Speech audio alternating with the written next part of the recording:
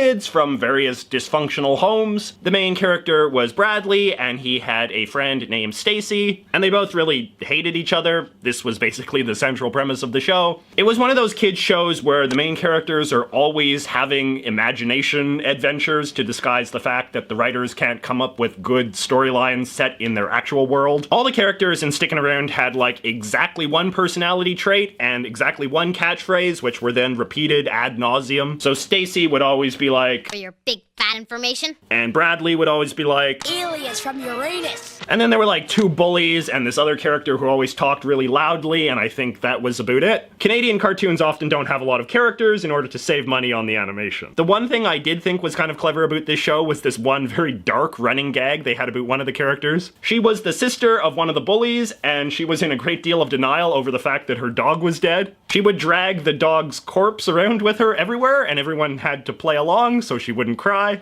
I give it 0 stars. Number 3 is another gimmickly animated show called Angela Anaconda. This one was done in a sort of South Park collage style where everyone had the faces of old yearbook photos. Personally, I think this idea was done a lot better and a lot funnier in the old Mrs. Munger's Class and Centerville sketches on the old Disney's One Saturday Morning, but that's just me. So anyway, you have the main character named Angela and her best friend named Johnny, and they're like in the 3rd grade or something, and they really hate this other girl named Nanette. Nanette is this big snob and tattletale who is always trying to ruin their fun. Angela and Johnny are both really odd and I think poor, so you're supposed to sympathize with them as the underdogs. Oh yeah, and they also have a 3rd friend who is like this fat girl whose name I don't remember. In those days, it was more acceptable to have a lot of humor at the expense of people who were just fat. The big thing about this show, other than the weird animation style, was that everybody spoke in this very affected, mannered way. Like they would use too many words and sort of over-explain everything. Here, let me show you. Unless I'm mistaken, which I most seriously doubt, I believe the sentence should read, "Bob and I love hot chocolate," or perhaps you're keeping something from us, Angela Anaconda. I am never going to live this down, on account of nobody ever forgets anything, and they will never let me forget it.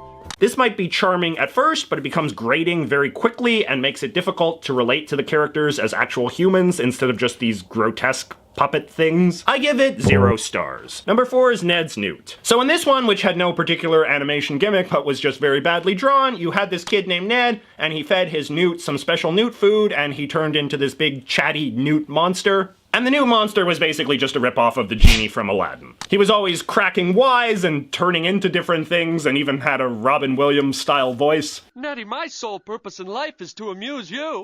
I'll just go out there and I'll give it 110%. Adrian! All right then, Ned, from the top. God, I'm getting tired of remembering these. 0 stars. And lastly, we have Reboot. No, I'm just kidding. Reboot was a great show. Unlike Monster by Mistake, which was god-awful. As you may recall, there was a time in the late 1990s when computer animation was still this hot new thing, and everyone was trying to churn out CGI animated shows to capitalize on the success of like Toy Story and Shrek. Well, Canada got Monster by Mistake. I really remember very little about this show because even as a kid, I remember thinking it was too lame to watch. It was one of those shows that you only ever really caught the last 5 minutes of because it was on before something better. So there was a kid and his sister, and they had like a ghost friend, and the kid was magical for some reason. I think he had like a curse on him or something. And every time he would sneeze, he would turn into this big blue monster, which of course they had to keep a secret from everyone. This was a very weak premise because it required them to always be getting into situations where things would be causing the boy to sneeze, and there just aren't that many of those. So it would always be like, oh, the class is going to the pepper factory or something. No, actually that would never happen because that would require animating a whole classroom of kids, and I think this show only had like 5 characters in all. Anyway, it was terrible. 0 stars. If you are a Canadian like me, I would like to hear your nomination for the worst Canadian cartoon show that you can remember. And even if you're not Canadian, I'm sure some terrible Canadian cartoons still made their way to you anyway. In fact, a good rule of thumb is this. If you remember a really unfunny, badly animated show, and you've always been wondering why it was so bad and unfunny, chances are it was probably Canadian.